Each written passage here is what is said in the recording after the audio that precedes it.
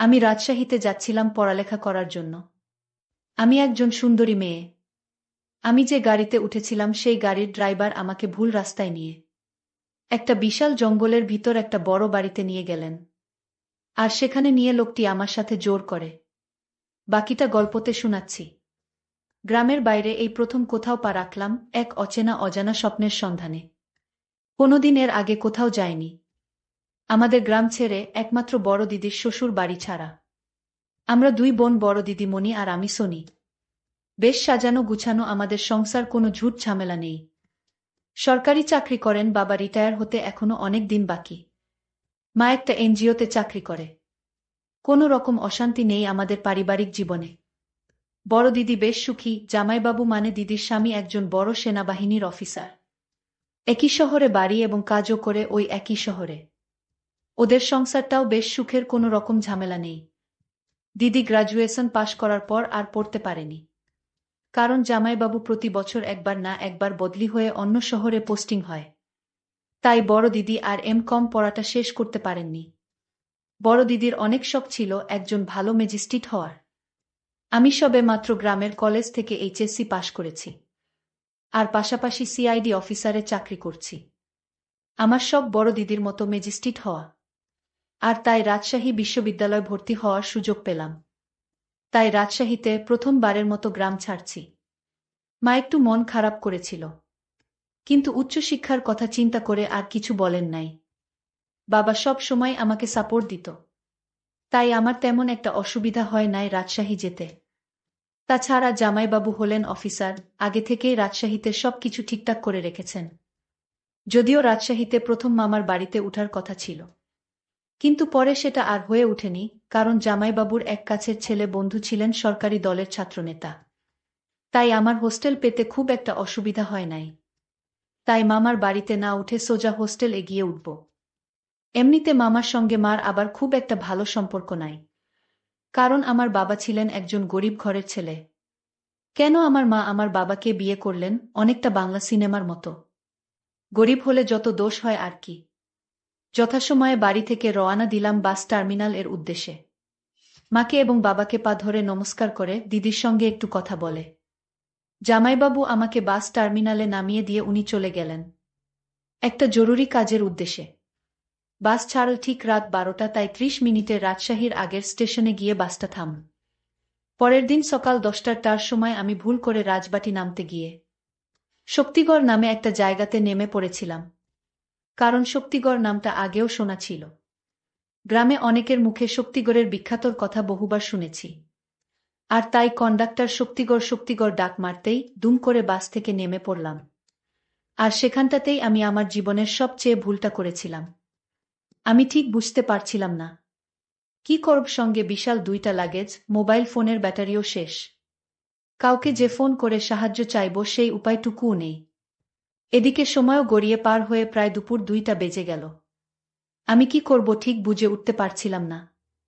আমাকে এভাবে রাস্তার পাশে বিশাল 2 লাগেজ নিয়ে দাঁড়িয়ে থাকতে দেখে এক লম্বা মতো সুশ্রী যুবক এসে সাহায্য করতে চাইল।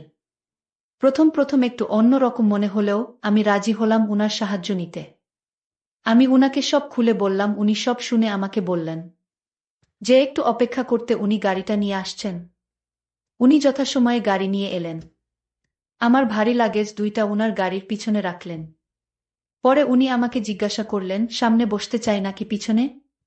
উনার এত ভালো ব্যবহার দেখে আমি ঠিক করলাম উনার সঙ্গে সামনে গিয়ে বসার। আমি বসলাম, পরে উনি গাড়ি স্টার্ট দিয়ে গাড়ি চালাতে শুরু করলেন। আমি যেহেতু রাজশাহী শহর চিনি না, তাই কিছু বলতে পারছি না কোথায় আমাকে নিয়ে উনি গাড়ি চালাচ্ছেন। বেশ কিছুক্ষণ পরে আমি উনাকে জিজ্ঞাসা করলাম, রাজশাহী ইউনিভার্সিটি কত দূরে? উনি আমার দিকে তাকিয়ে উত্তর দিলেন, এই তো আর মাত্র 10 মিনিট। আমি উনার কথা বিশ্বাস করলাম। ঠিক এর 10 মিনিট পরে একটা বিশাল বাড়ির সামনে গাড়িটা দাঁড় করিয়ে উনি আমাকে বলেন যে গাড়িটা আর যাবে না, একটু ঠিক করতে হবে। আমি যেন গাড়ি থেকে নেমে ওই বাড়ির ভিতর গিয়ে বসি। ঠিক কি করব বুঝতে পারছিলাম না। তখন আমার বেশ খারাপ লাগছিল। কেন এই ভুলটা করতে গেলাম একটা অজানা অচেনা পুরুষ মানুষের সঙ্গে। সে যাই হোক, আমি গাড়ি থেকে নেমে সোজা উনার সঙ্গে আমি উনার বাড়িতে গেলাম। উনি 10 মিনিট পরে এসে আমাকে জিজ্ঞাসা করলেন, আমি কিছু খাব কি না? আমি উনাকে বিনীতভাবে উত্তর দিলাম না। কারণ আমি একটু একটু ভয় পেতে শুরু করেছিলাম। উনি তখন দরজাটা বন্ধ করে দিলেন। আর আমার দিকে আস্তে আস্তে এগিয়ে আসলেন। আমি কোনো রকম উনাকে জিজ্ঞাসা করলাম। আমি ওনাকে জিজ্ঞেস করলাম, আপনি দরজা বন্ধ করলেন কেন? উনি কোনো রকম অভিনয় না করে সোজা আমাকে বলেন, আমার তোমার সাথে অনেক কথা আছে। অনেক প্রয়োজন আছে। আমি আপনাকে চিনি না, জানি না। আপনি আমার সাথে কি কথা বলবেন? আর আপনি আমাকে এখানে কেন নিয়ে আসলেন? উনি বললেন, একটু পর বুঝতে পারবে আমি তোমাকে কেন এখানে নিয়ে আসলাম। আমি কোনো কুল কিনারা না দেখে ভয়ের অভিনয় করে কাঁদতে শুরু করে দিলাম। তখন উনি আমার কাছে এসে বলেন যে ভয় পাবার কিছু নাই। আমি এমন কিছু করব না যাতে তোমার ভয় হয়। আর আজ যদি তুমি আমার কথা না রাখো, তাহলে তুমি এখান থেকে যেতে পারবে না। আমি তার মুখে এই কথা শুনে আশ্চর্য হলাম। আর আমি কান্নার অভিনয় শুরু করে দিলাম। আমাকে তিনি বললেন, এই তুমি এভাবে কান্না করছো কেন? আমার একটা ছোট্ট কথা রাখো। আমি সকালে তোমাকে রাজশাহীতে পৌঁছে দিব। আর যদি তুমি আমার কথা না রাখো তাহলে তোমার অনেক বিপদ হবে। আমি বললাম, আপনার কি কথা? উনি বললেন, তোমার বিয়ে হয়েছে। আমি বললাম, না। আমার বিয়ে কথা আপনি জিজ্ঞেস করলেন কেন? উনি বললেন, তোমার যদি বিয়ে হতো তাহলে তোমার স্বামীর সাথে কি করতে? আমি তার কথা শুনে বললাম, কি আর করতাম? আপনিই বলুন। বোকা মেয়ে, বিয়ের পর স্বামীর সকল কথা রাখতে হয়। লোকটার কথা শুনে আমার মনে হচ্ছিল তার গালে দুইটা জোরে থাপ্পড় মেরে দেই, কিন্তু আমি তো এখন অসহায়। আমার পাশে কেউ নাই। আমি যদি এখন ওনার সাথে খারাপ ব্যবহার করি তাহলে ওনার ঠিক উদ্দেশ্যটা আমি বুঝতে পারবো না। উনি আমাকে জিজ্ঞেস করলেন, কি ভাবছ? আমার কথা কি তোমার কানে যায় না? আমি বললাম, আমি খুব অসুস্থ, সারাদিন গাড়ি করে আসলাম। এখন আমার শরীর অনেক ক্লান্ত। ঠিক আছে, আপনার কথা আমি বুঝতে পারছি, আমি রাখবো আপনার কথা, কিন্তু আজ নয়। আজ আমি অনেক ক্লান্ত। লোকটি বলল, তাহলে কাল কিন্তু তুমি যেতে পারবেন না। কাল তোমার এখানেই থাকতে হবে। আর তারপর দিন আমি আপনাকে রাজশাহীতে পৌঁছে দিব। আমি তাকে মিথ্যা সান্ত্বনা দিয়ে বললাম, ঠিক আছে, আমি কাল আপনার কথা রাখব। আমার মনে মনে প্ল্যান তৈরি হলো, কাল যে করে হোক এখান থেকে পালাতে হবে। আল্লাহ আল্লাহ করে আজ রাতটা শেষ হোক। উনি তখন আমাকে কিছু খাবার এনে দিলেন। আমি বললাম, আমি খাবো না। উনি বললেন, আপনার শরীর অনেক ক্লান্ত। কিছু না খেয়ে ঘুমালে শরীর আরো দুর্বল হয়ে পড়বে। আমারও পেটে অনেক ক্ষুধা লেগেছিল। আর তাই রুটির সাথে তরকারি দিয়ে খেয়ে নিলাম। উনি পাশের রুমে গিয়ে শুয়ে পড়লেন। আর আমাকে বললেন, আপনার কোনো কিছুর প্রয়োজন হলে আমায় ডাক দিবেন। আমি মাথা নেড়ে সম্মতি দিলাম। তারপর সকাল হলো। আমি ভাবতে থাকলাম কি করে এখান থেকে পালানো যায়।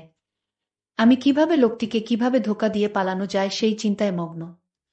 সকালে লোকটি আমার রুমে এসে বলল, এই মেয়ে, দৌড় ফ্রেশ হয়ে খেয়ে নাও। আমি তাকে জিজ্ঞেস করলাম, আপনার বাড়িতে আর কে কে থাকে? লোকটি বলল, এটা জানার তোমার দরকার নেই।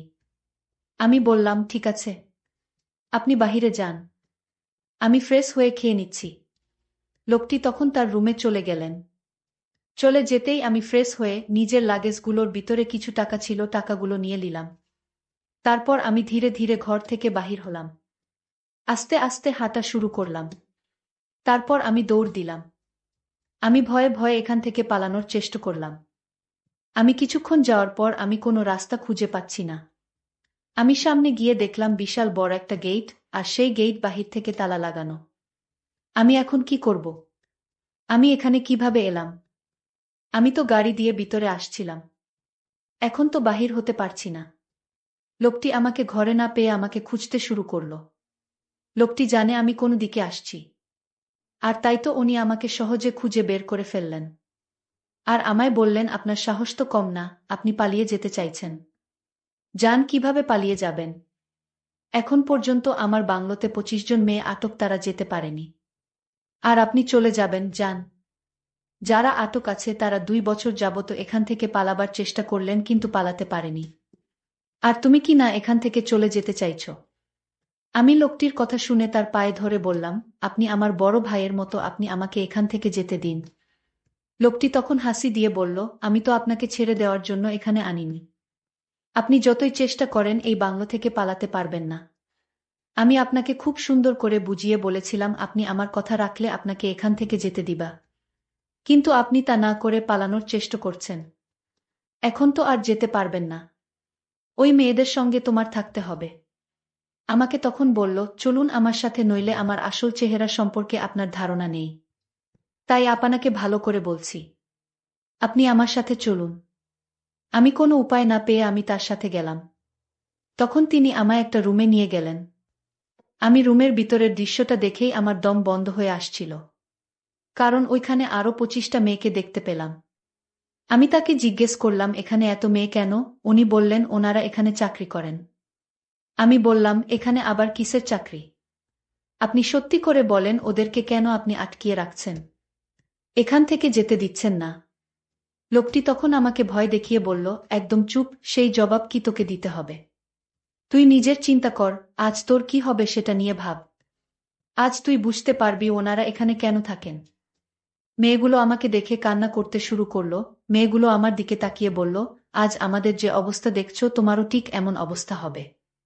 আমি মেয়েদেরকে জিজ্ঞেস করলাম, তোমাদের সাথে কি হয়েছিল? তারা বলল, আজ রাতে বুঝতে পারবেন কি হয়েছিল। তাদের কথা শুনে মনে হচ্ছে তারা ওদের ভয়ে এখানে রয়ে গেছে। আমি মনে মনে চিন্তা করলাম, আজ রাতে কি ঘটবে আমার সাথে আল্লাহ জানে। আমার তো খুব ভয় হচ্ছে তাদের মুখের কথা শুনে। আমি তো এখান থেকে পালাতেও পারবা না। মনে মনে ভীষণ চিন্তা হচ্ছিল। সন্ধ্যা ঘনিয়ে আসছে। আমার মনের ভিতর ভয় বেড়ে চলেছে।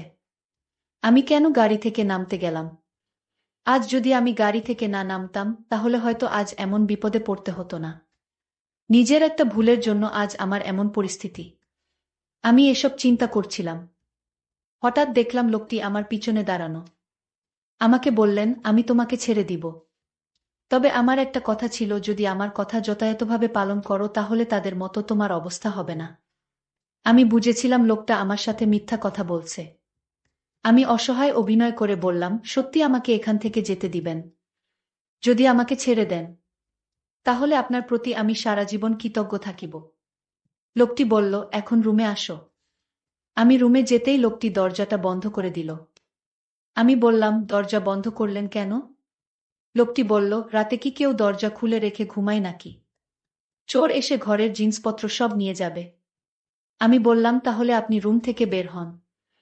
উনি বলল, আমি তো রুম থেকে বের হওয়ার জন্য রুমে আসিনি।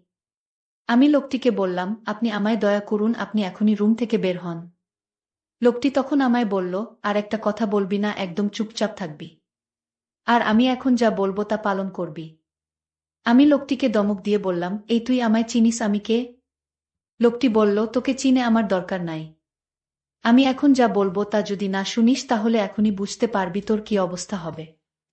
আমি লোকটি বললাম, শয়তান, তোর চিন্তা কর তোর অবস্থা এখন কি হবে। আমি আমার পকেট থেকে আমার কার্ডটি বের করে দেখালাম। সে আমার কার্ড দেখে চমকে উঠল। তুই হয়তো চিনিস না আমি কে। আমার পরিচয়, আমি একজন সিআইডি অফিসার। আমি এতদিন এখানে যা করেছি, গাড়ি থেকে শুরু করে এই পর্যন্ত, সব আমার অভিনয়। আমি তোর আসল রহস্য খুঁজে বের করার জন্য তোর সাথে নাটক করেছি। লোকটি আমার কথা শুনে বলল, আম্মা, আমায় মাফ করে দেন। আমার কোনো দোষ নেই। ওই রুমে যে মেয়েগুলো বন্দি দেখলেন তা আমি করিনি। আমার বস করেছে। সে প্রতি মাসে মেয়েদের পাচার করে। আমি লোকটিকে বললাম, তোর বসকে আসতে বল। লোকটি তার বসকে আসতে বলল। তার বস আসতে তাকে আমি হাতকড়া পরিয়ে জেলে নিয়ে গেলাম। আর বন্দি মেয়েদেরকে তাদের বাবা মায়ের কাছে যেতে দিলাম। বন্ধুরা, আজকের গল্পটি কেমন লাগলো তা অবশ্যই কমেন্ট করে জানাবেন। আর হ্যাঁ বন্ধুরা, এরকম নতুন নতুন গল্প পেতে আমার চ্যানেলটিকে সাবস্ক্রাইব করে পাশে থাকবেন। ধন্যবাদ।